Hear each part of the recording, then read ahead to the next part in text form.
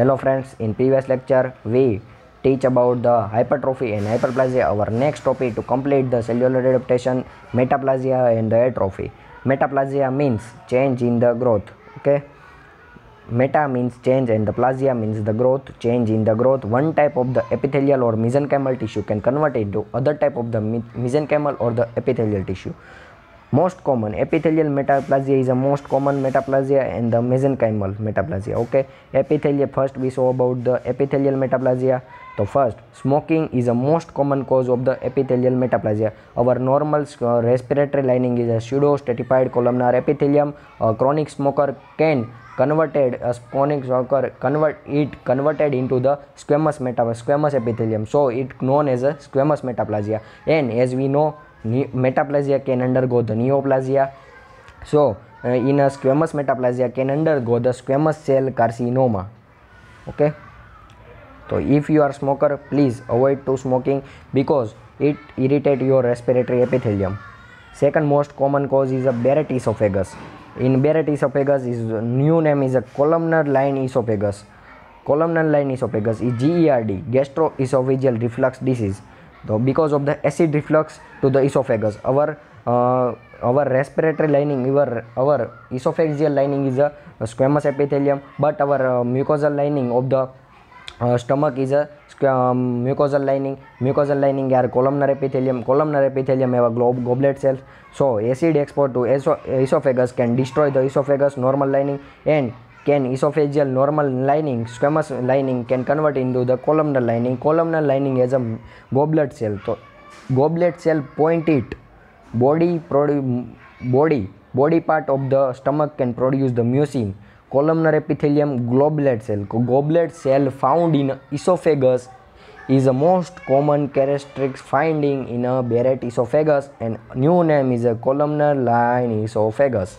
Okay, second is a mesenchymal metaplasia. Mesenchymal metaplasia is seen in a fracture site, is a immobilized first. So the pressure of the fracture site by rubbing can grow.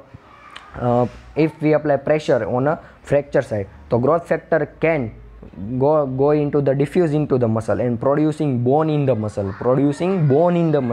It's known as a myositis ossificans. It is a heteropic calcification. Okay, vitamin A also help in a differentiation means one type of tissue other type of tissue can convert. Both excess and the deficiency of the vitamin A can cause the metaplasia. Okay, then salivary duct. In a salivary duct, pancreatic stone occur, can undergo the squamous metaplasia. And the mechanism we know that one type of the epithelial or mesenchymal tissue can convert into other type of the epithelial or mesenchymal tissue by reprogram of the stem cell can undergo the metaplasia. Okay, second topic is atrophy. Atrophy is a gross terminology. Atrophy means decrease in the number and the size of the cell. Etiology behind it is a physiological and pathological. Physiological, old age, as we know, in a cerebral atrophy. It is also seen in Alzheimer's disease, gyri and sulci. Now you see this is a prominent, this is not a prominent, this is a normally. Now you can see gyri and sulci become the prominent and the mass of the tissue is decreased. Okay, so gyri and sulci is a prominent and the ventricles are the prominent. Then the pathological atrophy occur due to the loss of the blood supply. Loss of the blood supply leads to the loss of the nutrition.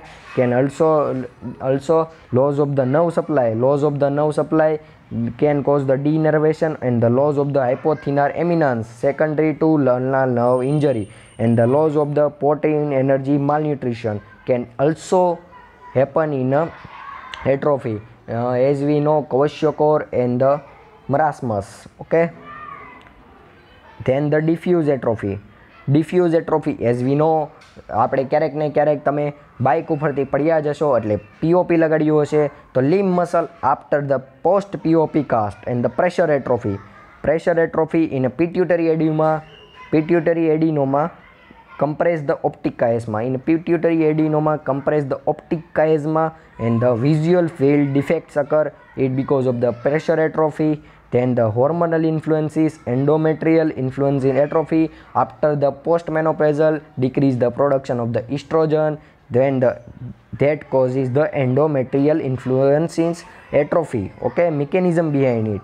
So its mechanism is very important and it should know to you. Okay, then normal cell, imagine a normal cell, we apply and the environmental stimulus can undergo the two type of the pathway. Apoptosis is a program cell that caspase dependent program cell that can decrease the number of the cell. Apoptosis is our normal mechanism. Okay, and the second is a ubiquitin proteasome pathway and the autophagy means cell fitting. Okay, this is a normal cell and this is a blue, this is a pink cytoplasm and the blue nucleus, as we saw in a previous lecture. Nucleus is a blue, cytoplasm is a pink because of the protein and the carbohydrate, and the fat is a clear. Then the because of the proteasome, ubiquitin proteasome pathway and autophagy, our cell can eat our cells because of the debris accumulate inside the cell.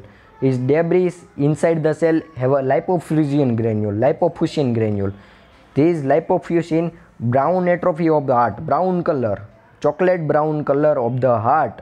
Because of this atrophy is a reversible and the irreversible. Endometrial atrophy increase in a risk of the cancer. Okay, so thank you.